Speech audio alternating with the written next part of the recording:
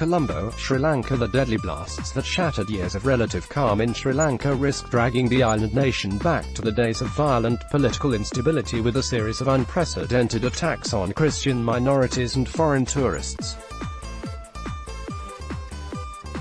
More than 160 people, including as many as 30 foreigners, were killed in a series of coordinated explosions on Easter Sunday at 3 churches and luxury hotels across the country, including the capital city Colombo. Authorities said there were more than 400 injured in the worst violence since the civil war ended in 2009.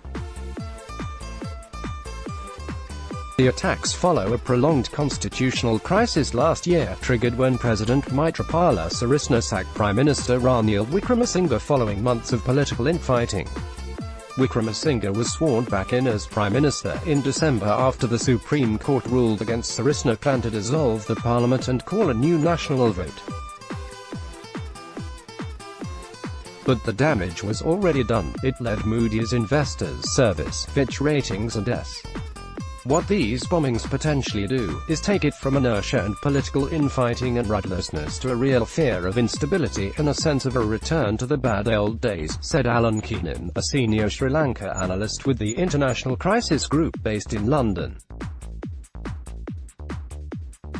He noted the targeting of foreign tourists was a worrying new development in the country. It's striking that in almost 3 decades of war between the Tamils and government forces, foreign tourists were never targeted. Sri Lanka has a history of communal violence between virtually all groups, Keenan said.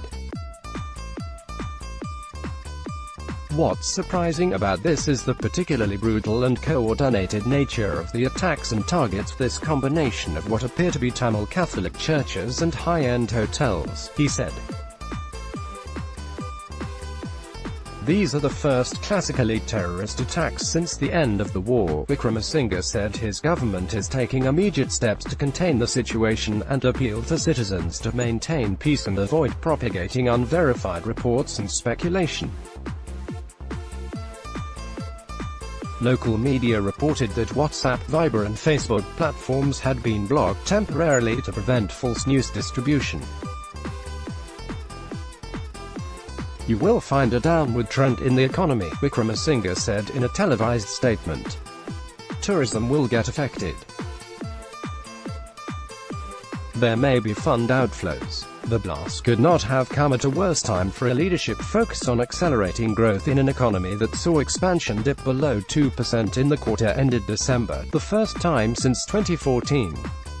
Sri Lanka, which has an ongoing $1.5 billion loan program with the International Monetary Fund, is aiming for 3.5% growth in 2019.